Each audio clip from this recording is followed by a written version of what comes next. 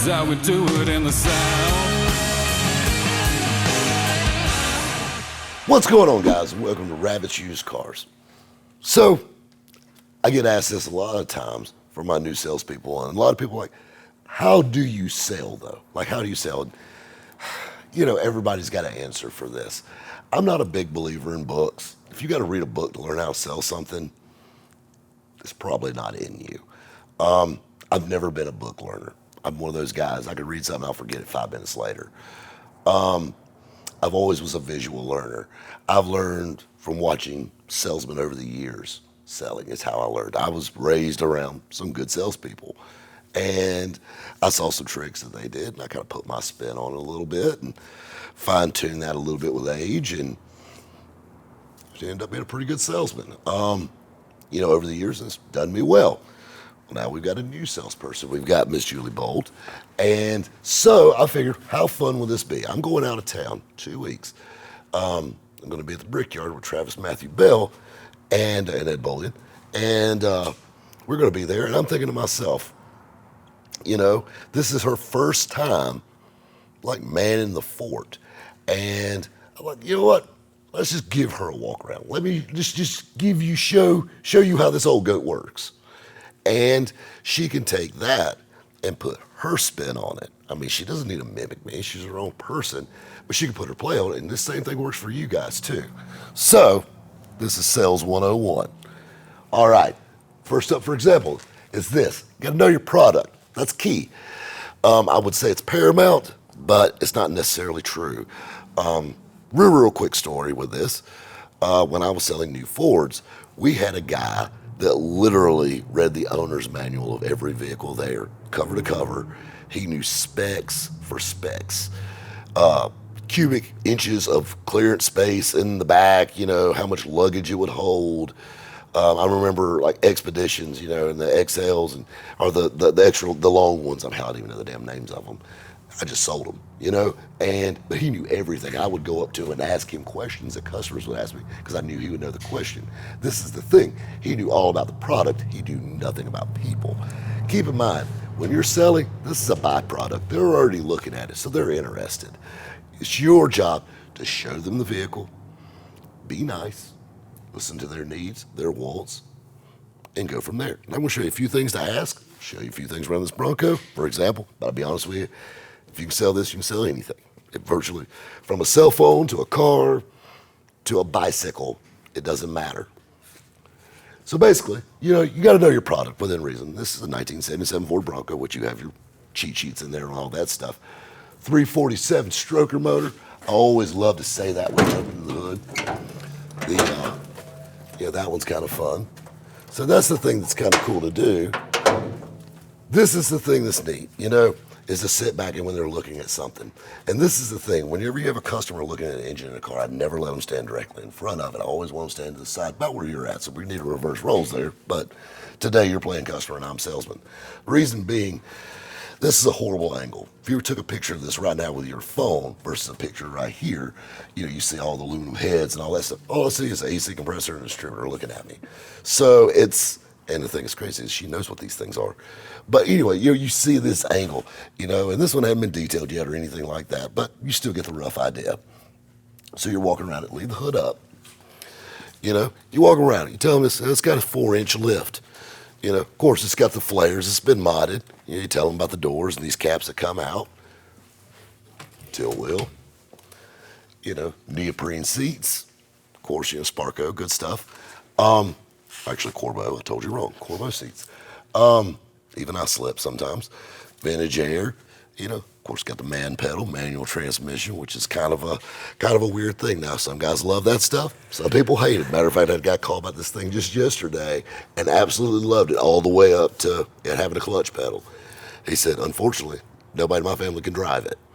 Oh, bless him. Well, it's such a good anti-theft. It is, but unfortunately, it's a dying thing. I mean, I remember when I got into this, everybody wanted manual transmissions. Now everybody wants automatics. It's just part of it. Sitting on 35-inch BFGs. You know, I mean, you got to think about it. Just walk them around it, you know? And you got to think about it. You're telling a story with this thing. This is the best way to sell, and I love using this in sales, is, when you're showing something to somebody, and you're opening things up, and they're, you show things. Well, like a really cool custom touch on this Bronco is the factory Broncos had a gas nozzle sticking out the side. It's like filling up a damn riding lawnmower. Where this one, they actually moved it, smoothed everything out. It's hidden here on the inside. That actually is really cool. It's very cool. Of course, got the removable seats, so you can pop seats out the back if you need some more storage for your gear. That's the thing that's cool about this is it's the original sport utility vehicle. But this is the thing that's fun. Its days of hardcore off-roading are long gone. Yeah, this is a mall crawler from way back. But imagine taking the wife on a hot date in this thing. Oof. This is the thing. Everything you do with a vehicle like this is just going to be that much cooler just because of the journey. Getting gas in this, it's not like getting gas in your 4Runner. Getting gas in this, everybody in their brother's like, man, that's a badass Bronco. And of course, you get that 347 stroker motor rumbling. It's going to get some attention right off the bat if the bright green Bronco doesn't do it first. But walking around, showing lines, pointing out key features, easy to do. You know these things. Walk them around the car. But that's the thing, is you got to familiarize yourself. And this is usually the point when I'm walking a customer around. And keep in mind, we sell a lot of cars online, sight unseen. But we still have a good many that actually come in the store and they want to touch this vehicle. And I love that because that's old school sales. Oh, yeah. I love it when they come in and, we're not one price shopping.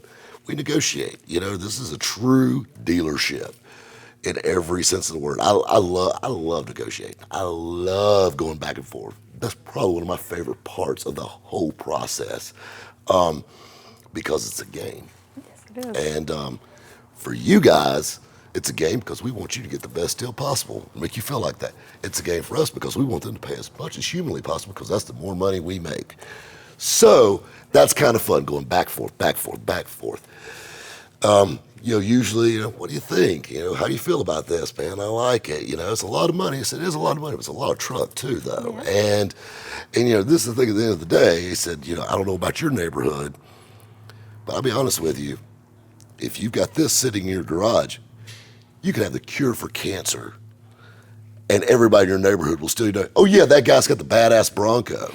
That's how this works. Oh, yeah. But it's the truth with vehicles like this, is they become statement pieces of your life. And the thing that's cool is, matter of fact, when I was in Texas, I sold a Bronco for the Netflix show. And I was talking to a doctor, and his son was there. And his doctor was kind of playing hardball. I switched gears, started talking to the son. Son's 17 years old. I said, hey, what are you doing this? He goes, man, how old are you? And he said, this and this. I'm going in my senior year of high school and all this. I said, man, you imagine driving something like this to prom? And I said, hell with a limo. I'm just saying. And he looked over at his dad. He's like this. And I'm like, I said, but this is the thing, though. And I know that was kind of a jab to go to your son and not you. But this is something I want to paint a picture for you. That's the reason I said it like that. I said, you see the excitement in his eyes right there. Imagine this kid in a tux with a cute chick beside him in a pretty dress next to this custom Bronco. That picture on your mantle, on your desk at work. This is memories. This is their future children riding in the back of this. At the end of the day. You feel that feeling? Yeah. Just now? Just right here? Feels like part of the family. It's cold chills. That's called being a salesman.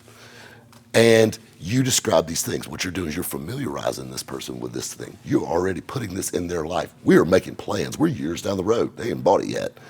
And the thing is not to sell them on it. It's to make them feel like they can't move on without it. Yeah. So when you start putting these scenarios and these things in their mind, if their money's remotely close to where it needs to be, they're going to buy. And I know it's a little bit like psychology and maybe even brainwashing I've been accused of, but that's sales and everything's fair game in that. At the end of the day, this isn't UNICEF. This is Rabbit's Used Cars. We like to make money, but we sell fun things. We sell investments. We sell classic cars. Another really big point with classic cars. And I've been doing this a while, so I can say it.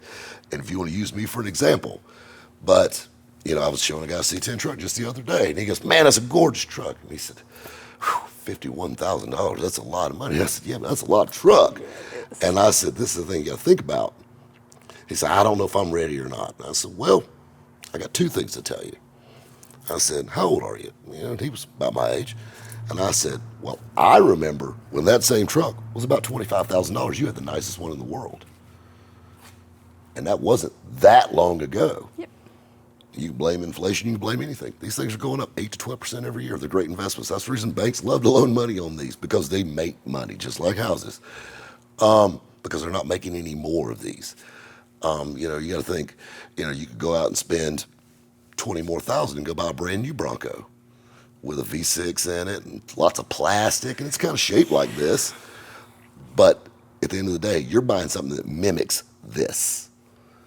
At the end of the day, that's a used car. This is a classic car.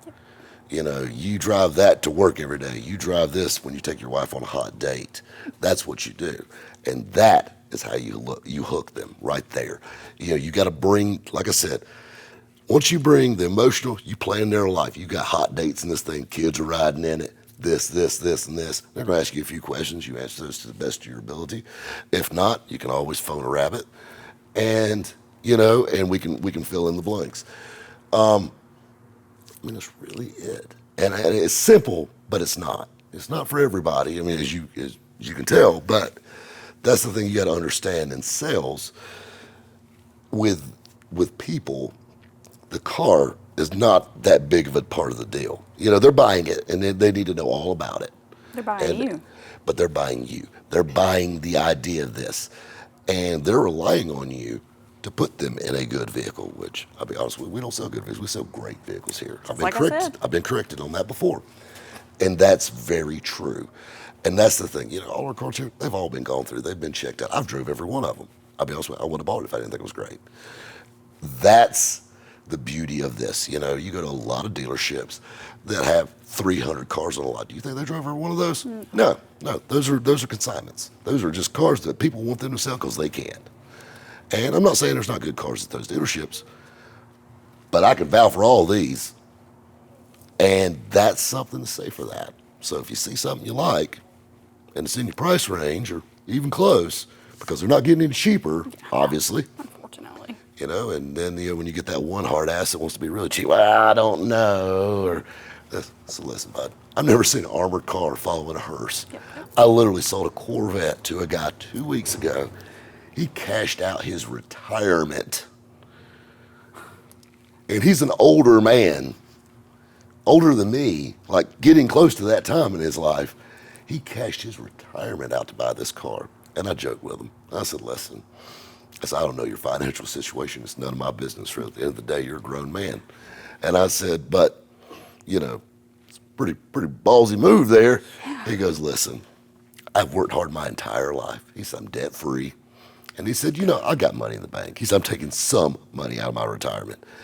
He said, but at the end of the day, he said, I heard a guy say this one time online. He said, you may have heard of him. He said, I've never seen an armored car fall in a hearse. And he goes, I took that to heart. He said, I had a buddy drop dead at 70. He had been retired 5 years. And he said, yeah, you leave some money to your kids. I want to enjoy a little bit of it. You got and to. leave a nice Corvette to your kids when you're done. Well, So, you know what? He sold me on it. I love the deal after that. And that's sales all the way. But that's all there is to it. Only you could do this in about 5 minutes. I got a lot of seat time. But anyway, guys, I'll be honest with you. So like I said, all these kids that shoot me messages all the time about messages or, you know, about wanting to be a salesman or get into sales. Well, you know, what can I recommend? Well, I can never put this in a message, but I can put it in a video thanks to old 1099 here holding the camera. We love you, Jeff. But anyway, guys, I tell you what, if you have any more questions about sales or any more questions about our newest sales associate, Julie Bolt, that are nice ones, guys, leave them in the comments below. We'll catch you next time at Rabbit's Used Cars.